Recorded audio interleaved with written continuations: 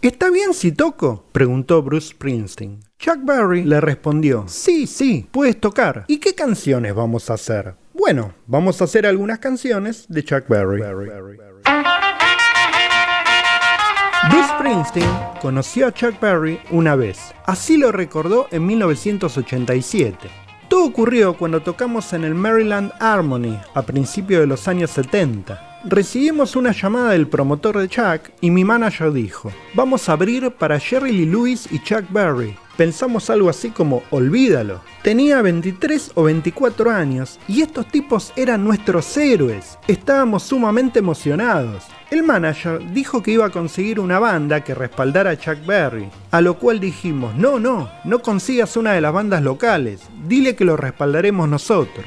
Creo que mi primer álbum debe haber sido en torno a esa época, así que condujimos hasta Maryland para hacer el concierto. Comenzamos nuestro set y la audiencia fue extraña porque era un lugar grande, alrededor de 10.000 asientos. Había chicos pequeños que acababan de excitarse con Chuck Berry, que estaba teniendo otra oleada de popularidad por entonces, y luego estaba Jerry Lee Lewis en onda country, por lo cual había muchos fans de esa música. Salimos y tocamos más o menos media hora, que era generalmente el tiempo asignado en aquellos días si eras telonero. Nos fue bastante bien, luego salió Jerry e hizo su set. Pero Chuck Berry no llegaba y ya se acercaba su momento.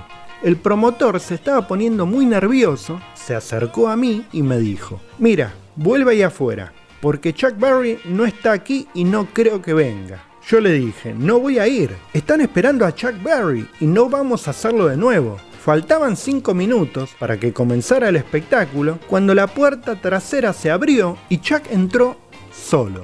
Pasó a mi lado y fue directamente a la oficina del promotor. Creo que el rumor era que recibiría 11 de los grandes. Al final de la noche daría una gran devolución si la banda estaba bien y si el equipo funcionaba. Eso es lo que escuchamos. Fue directo a la oficina y luego entró a la sala donde estaba la banda. Todos estábamos muy nerviosos. Se suponía que no debía haber un guitarrista adicional, así que me acerqué y le dije, ¿está bien si toco? Y me respondió, sí, puedes tocar. A lo cual pregunté, ¿qué canciones vamos a hacer? Bueno, vamos a hacer algunas canciones de Chuck Berry. Eso fue todo lo que dijo. Salimos al escenario y las luces estaban encendidas. La multitud se estaba volviendo loca. Chuck abrió el estuche de la guitarra y comenzó a tocar, como si no nos estuviera prestando atención. Estábamos en un estado de pánico total, tratando de descubrir qué canción estábamos tocando, en qué tono estaba. Todos recurrimos a nuestro bajista, que era una especie de historiador de la banda, así que enganchamos el tono y creo que lo estábamos haciendo bastante bien. No recuerdo cuál era la canción, pero el público se estaba volviendo loco.